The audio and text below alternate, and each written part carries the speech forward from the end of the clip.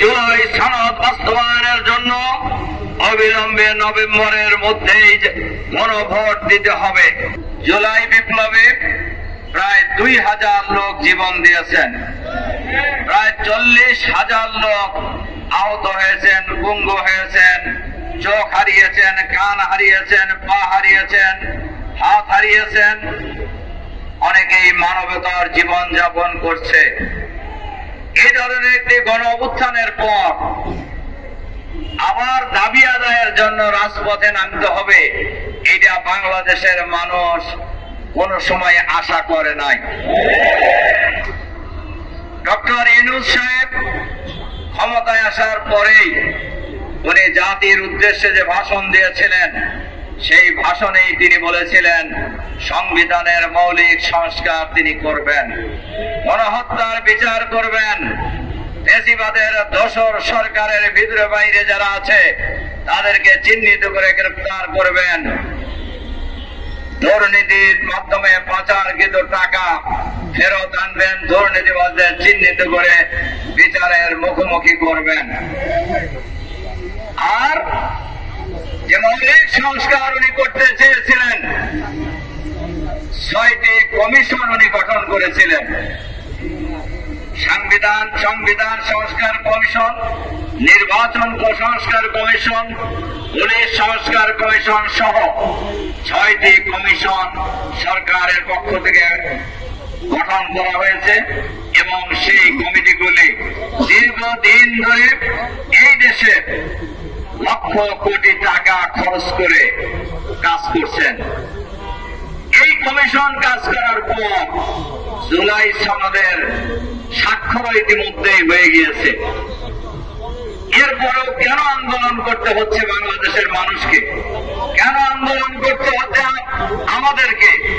এর প্রধান কারণ আমি বলবো ডক্টর ইউনূসের সরকার। কারণ জাতির কাছে দেওয়া প্রতিশ্রুতি, জাতির কাছে দেওয়া অঙ্গীকার তারা পূরণ করতে ব্যর্থ হচ্ছেন। এর কারণ এই সরকার কোন জনগণের নির্বাচিত সরকার নয়। এই সরকার গঠিত হয়েছে গণ অভ্যুত্থান পরবর্তী জনগণের অভিপ্রায়ের ভিত্তিতে গঠিত সরকার। এই সরকার কোন দলীয় সরকার নয়। এই সরকার কোন দলের পক্ষে কাজ করবেন এটাও জনগণ আশা করে না।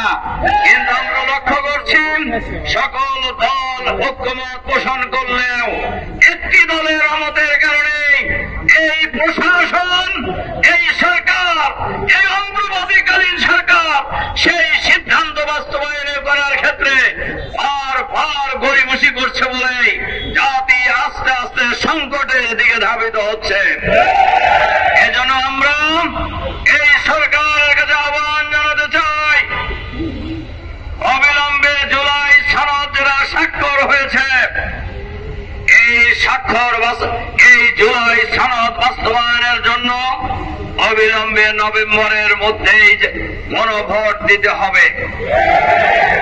বাংলাদেশের ইতিহাসে এর আগেও গণভোট হয়েছে 3 বার, কিন্তু কোন সময় জাতীয় নির্বাচন আর গণভোট একসাথে হয় নাই। এবার কেন একসাথে হওয়ার প্রশ্ন এসেছে? এর প্রধান কারণই হল নির্বাচনকে প্রশ্নবিদ্ধ করা, নির্বাচন নিয়ে মানুষের মধ্যে সংশয় তৈরি হওয়া।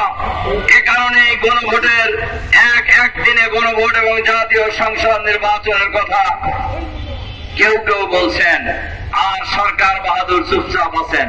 আমরা পরিষ্কার ভাবে বলতে, আপনারাও নির্বাচিত সরকার নয়। আবার যাদের কথায় আপনারা লাফালাফি করতেছেন তারাও এমন কোন দল না, তারা যদিও 5ই আগস্টের পর দেশের মালিক ভাব হয়ে গেছে তাদের, তবে একটু কমছে এখন।